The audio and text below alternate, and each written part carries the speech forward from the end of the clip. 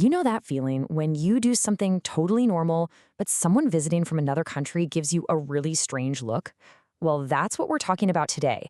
We're going to explore those amazing little cultural habits that feel like second nature to us, but can seem, well, pretty weird to others.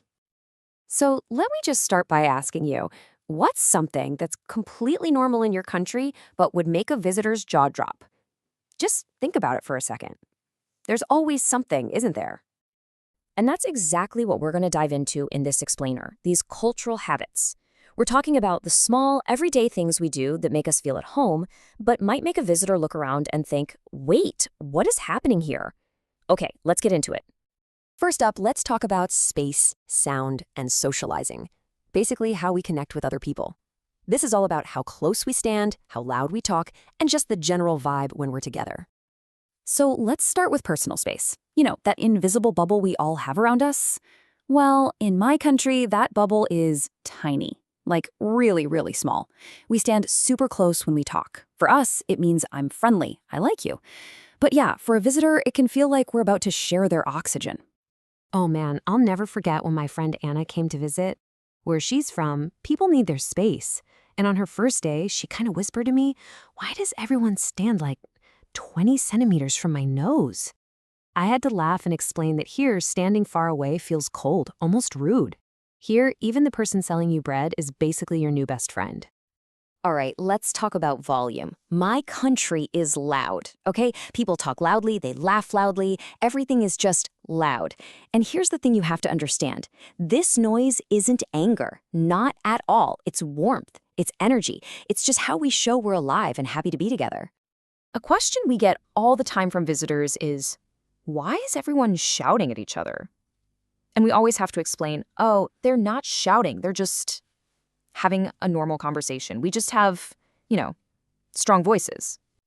In fact, it's the other way around for us. Silence is a little suspicious. If you walk into a house and it's too quiet, you might think something's wrong. So what seems super intense in one culture is just a sign of warmth and connection in another. Kind of cool, right? Okay, now let's move on to time, food, and hospitality.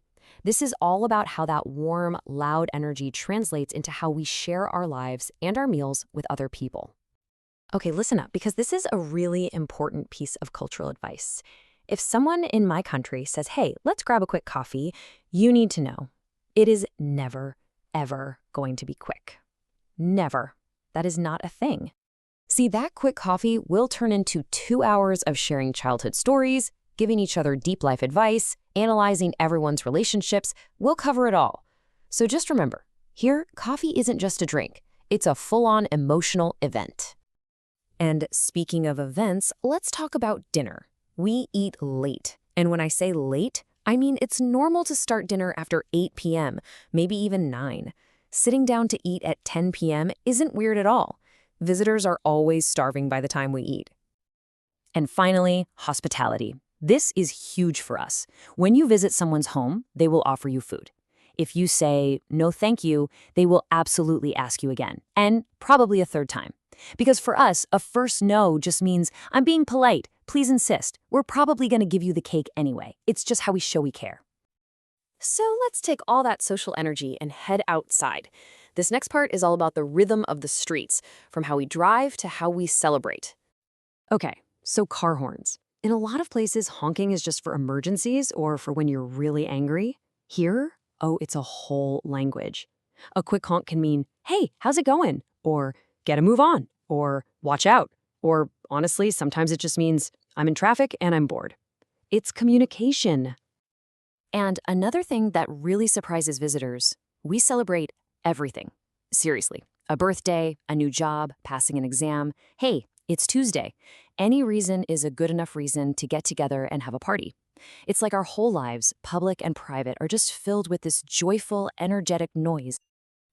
We've covered a lot, so let's just pause here and go over a few key words that will help you talk about all these cool cultural differences.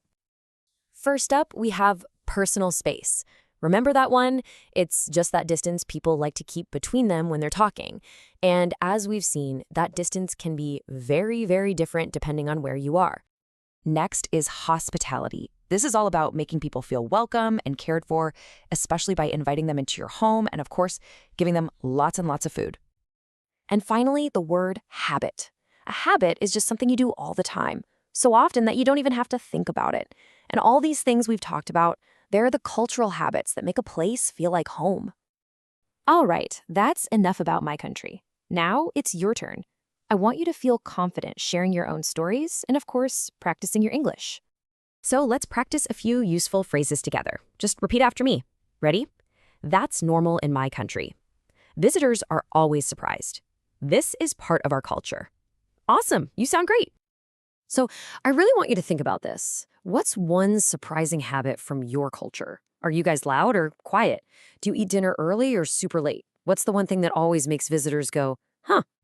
And here is your final challenge for today. I would love for you to write 5 to 7 sentences in the comments below describing a cultural habit from your country. Try to use a few of the vocabulary words we learned. I honestly can't wait to read all of your stories. Thanks so much for joining me, and I'll see you next time.